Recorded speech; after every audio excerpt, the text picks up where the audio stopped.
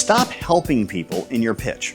In the words of the great American philosopher Eminem, if you had one shot or one opportunity to seize everything you ever wanted in one moment, would you capture it or just let it slip? When most people are pitching their business, it's their one shot to either spark curiosity in the person listening or blend into a sea of, I've heard that before. If you really want to stand out, start by eliminating overly used phrases and words that exist in just about every pitch out there. I help, we empower, taking their business, life, relationships to the next level, achieve success, improve efficiencies. None of these phrases are wrong, they're just common. And when you're delivering your pitch, common is not something you strive for. Now, the antidote that most people use is to swing the pendulum in the complete other direction. And then they create something so unique and so unforgettable that people don't have a clue what you're actually saying. I would suggest that solution is equally problematic. By the way, read my article on differentiation can be a dud to learn why. Today, I want to address the most commonly overused word, help. Stop helping people in your pitch. Now, to demonstrate, let's play a game. Play the role of a stressed out business owner. You're dedicated to your company and you put in longer than you should hours. And your personal life has sacrificed as a result. When you're at home with your family, your mind is still at the office and you can't live in the moment. When you're out with your friends, you feel guilty that you aren't at the office. Try that on for a second. And who would you rather hire to help you out? Coach number one.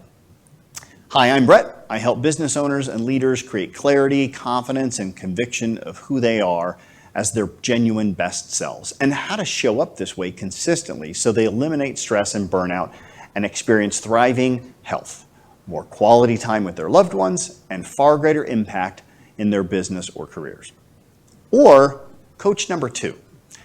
Hi, I'm Brett. I eliminate stress and burnout for business leaders so when they go home at night, they experience higher quality moments with their family and friends. Now, I could easily go down a rabbit hole of nuance on that first pitch. There's a lot in it that I like. And there are probably an endless number of ways that we could wordsmith it to make it even better. But let's just narrow in on that very first part, the helping part. I help business owners and leaders create clarity and confidence. Okay, well, besides sounding like every other pitch out there for a coach, there's something very passive about that word, help. It's also unclear on how exactly does he help. So how do you get rid of the word?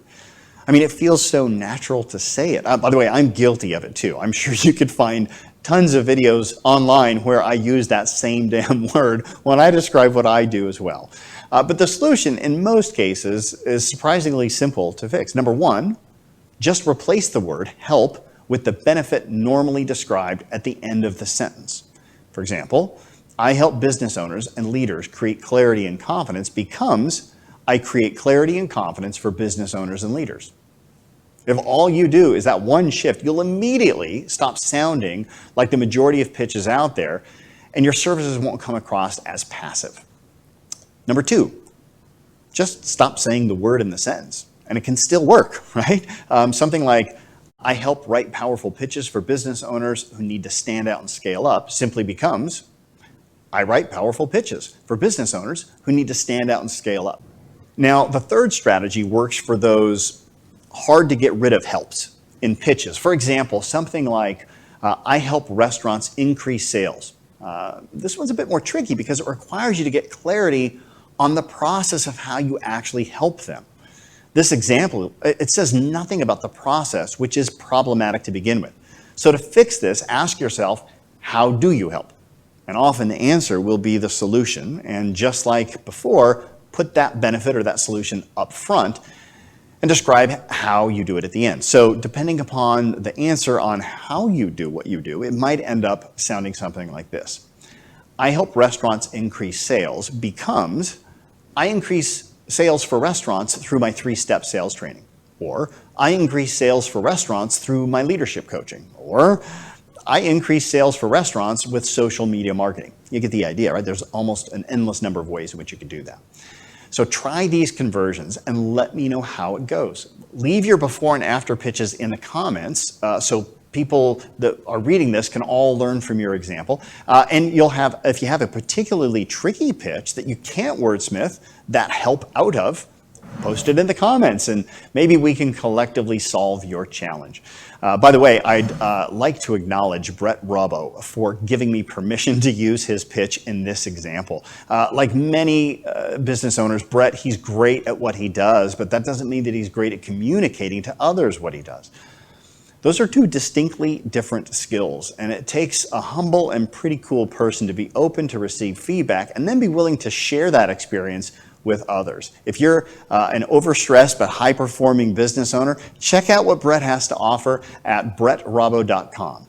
Now, if you would like to take a deeper dive into the feedback I provided Brett about other aspects of his pitch, read my blog by the same name as this video, Stop Helping People in Your Pitch.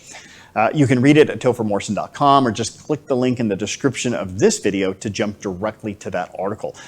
Oh, by the way, and in that article, after I share the feedback that I gave him about the other aspects of his pitch, I've also included some conversations from various business leaders that were willing to share their pitches with me to provide some even more examples of pitches that we're able to get rid of the word helps in their pitch. But by the way, if you like this video, please don't forget to hit the like, click subscribe, and tap that little signal to get notifications every time I create a new video about delivering the perfect pitch. In fact, if you have a particular request on what topic you would like me to cover, well then don't be shy. Leave the comments in the comments below, and we can work together to create some really cool content for us all to enjoy. Until next time, let's try a little harder to be a little better.